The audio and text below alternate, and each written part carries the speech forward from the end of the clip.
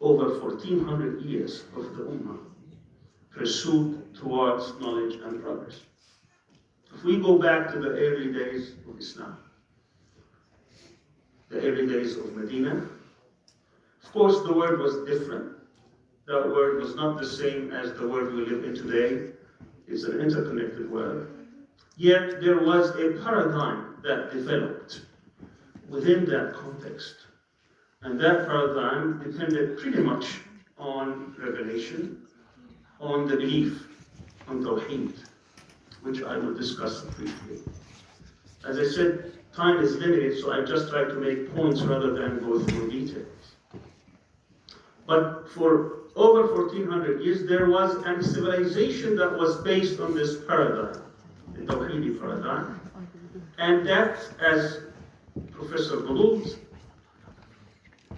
Dr. Gouloud and Dr. Zakrisi explained, that paradigm extended from Morocco to Indonesia and was able to dominate pretty much when we talk about knowledge, when we talk about civilization, when we talk about philosophy, law, science, and all kinds of disciplines. And then we faced a challenge. That challenge came by the 17th century through Renaissance, through Enlightenment, through Western advancement of sciences. So what we are faced with is a challenge to that paradigm, to the Islamic paradigm. Many people may, as Al-Abbas said, refer to that as the secular paradigm. That secular paradigm permeated into the Islamic world. It was that how we approach knowledge, the epistemology of different disciplines was pretty much infused within the Islamic world through the process, as directors explained, imperialism, colonialism. And we reached the point where the gap between the two civilizations, if you will, became wide. And then we saw that these disciplines, whether it is in the realm of science or humanities, have their own paradigm, the secular paradigm. And then those who believe in revelation, believe in different kinds of epistemology, start trying to respond to that moment, to that challenge. And that's where the word Islamization of knowledge came about. That they have different definitions as well as criticism. I don't have the time to go over it, but there are some people like Professor Farouqi who never really completed his thoughts because, as I said, he died early in that experiment. For him was to reorganize, recast these disciplines which have dominated the world in terms of knowledge, whether it's in political science, international relations, economics, anthropology, sociology, cultural studies, all kinds of knowledge, including the sciences and applied sciences, that they have become the accepted truths in this world. That he wanted to go and reorganize and recast by invigorating the Islamic knowledge and the Islamic vision of these and the origins of these things and try to reorganize them and recast them in a way that they could be so-called Islamized. Many people actually criticized that approach, and then it progressed through different versions, whether it was Abdul Hamid al-Sulaiman or Jabir al-Alwani or other scholars as they came about.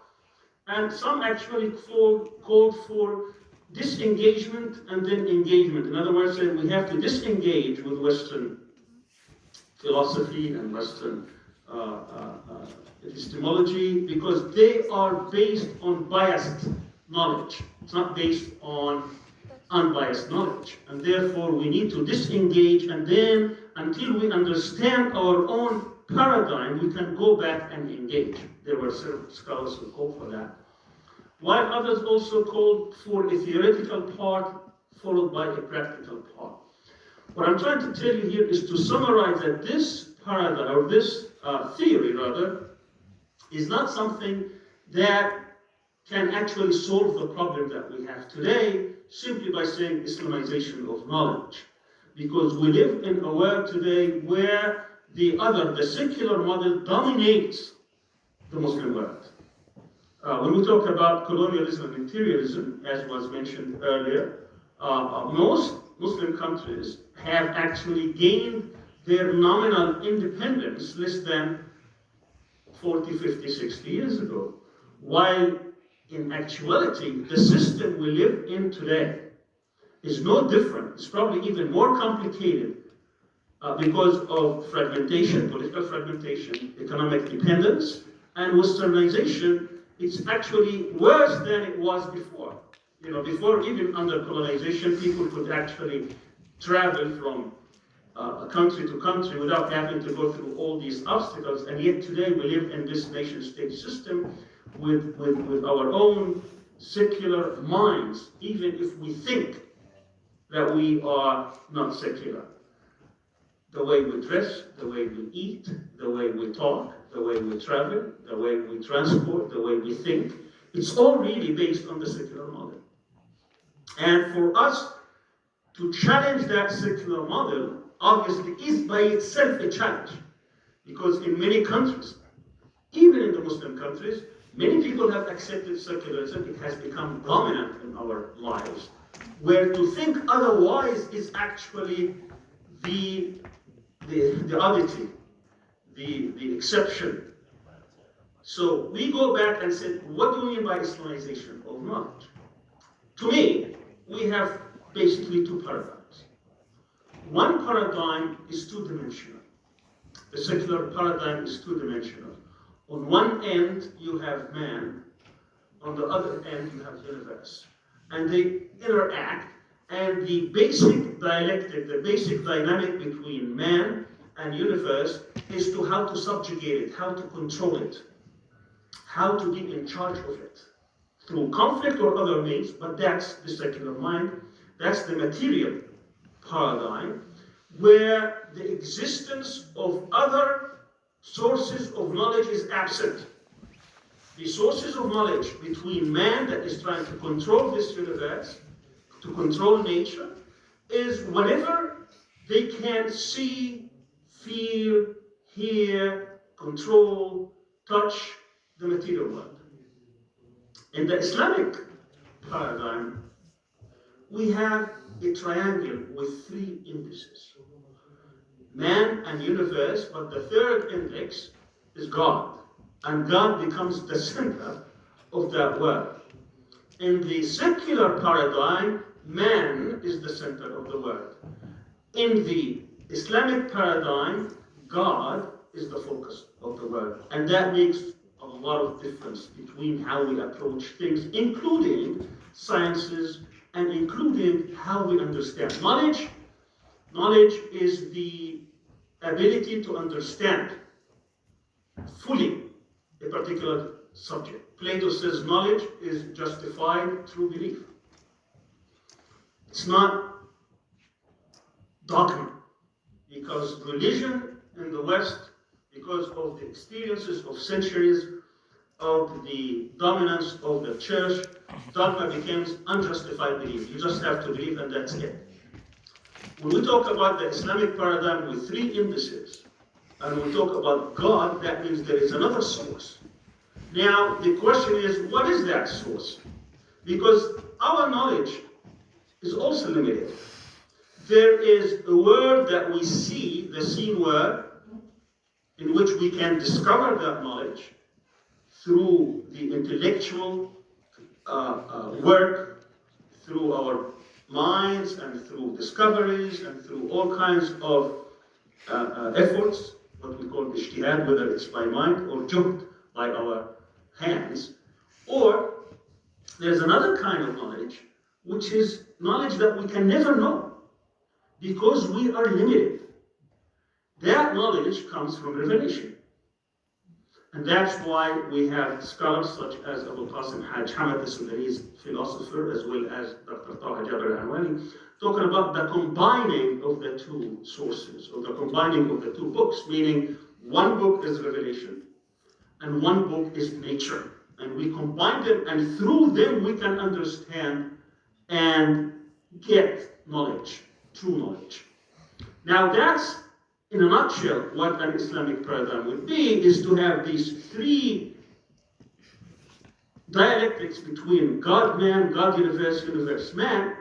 And if God is the focus, then we have to resort to these two kinds of sources of knowledge, which is revelation as well as discoveries, such as what we know, what we can understand from human interaction with the universe and with each other. Now, if we believe in this paradigm, then when we talk about Islamic knowledge rather than Islamization of knowledge, because that knowledge that we got through the Western experience, through the secular experience, has its own biases and its own assumptions and premises and hypotheses. If we start from that, that's going to be a much difficult situation to go and try to reorient and redefine whatever these hypotheses are. But rather, we can see how science progressed through centuries of Islamic civilization, as well as other disciplines, such as, for instance, history as it was, and sociology as it was invented, as it was discovered, as it was written about by Ibn Khaldun. Then when we talk about that paradigm, then we talk about how Islam approaches sciences, biology, mathematics, chemistry, physics, astrology, astronomy, and so on and so forth. All these different things. Even science today cannot answer the question. You know, if you read Steve Hawking, one is considered the greatest mind in physics with Einstein. He sees two forces at work here that you cannot be explained. You know, at the macro level, you get the Newtonian physics, and at the micro level, you have quantum physics, and both actually cannot be explained together. There is a force behind it. We call it God, others call it unknown forces. And he said, if I can have one theory that explains Newtonian physics with quantum physics both together, then I don't need God. Of course, he never realized that there is God, but he could not understand this, he could not explain this, and no other physicist could. So when you have systems that actually are in harmony, but yet they contradict when it comes to explanation, that you know there is something beyond our knowledge, beyond our capacity to understand, and therefore, we get that from revelation. Now, for us as Muslims, revelation means the Quran. And this is how we need to involve and to understand the Quran that goes into it. That's where the comment by Professor Gould about alphabet becomes extremely relevant. Because to understand the Quran fully, to understand its meanings, and to reflect upon how it is relevant to our lives, you really have to understand it as much as possible in its own language. At any rate, what I want to conclude, because the time here is limited and we started at 8, is this. We need to adopt a paradigm in our education institutions. And it's very difficult, and I realize this. And that's where waqf becomes relevant, because you need to be independent. You need to have independent institutions where you can actually start looking into this. When we talk about freedom, and when we talk about change, these are the things that we would like to advance in our work. You need freedom. I don't want the state to control how I think or what I do. And if that happens, there is no really intellectual development. How I can be independent of the state is through being independent institution. And it has to be done through institutions. And that's why when we see Islamic revivalist movements, political Islam, Islamic, whatever you want to call it, Islamic modern movements and so on and so forth, they were obsessed with political power, because they thought through political power we can impose change. And on the other side, we have the intellectual development movement where it's saying, I don't care about politics. If I can change how we think, eventually that would get into politics. And we saw that both of these movements are still struggling, because without political power, you can't really, even if you have a theory, apply it And without intellectual freedom and curiosity and work in a free political environment, we cannot develop. So we need to solve this dilemma. I don't have an answer today, but we need to resolve this dilemma. How we can have freedom so that we can think freely without the imposition of politicians who want to use how we think and how we work to their own advantage. How we disengage from the secular model that dominates our life, particularly economically. I mean, we became, it doesn't matter where you live, Muslim or not, a consumer society. We think in those terms. We think of material world, how we can change that and try to think of how we can advance the state of man, of the people, rather than to be thinking always in material terms. I'm going to end with this thought to show the difference between an Islamic paradigm that is based on the three indices, God, man, universe, and the secular paradigm that is based on man, universe. We in Islam think of what is called al-kulliyat al-khams, the fifth higher purpose of Sharia. حفظ الدين, حفظ النفس, حفظ العقل, حفظ العلم, حفظ المال.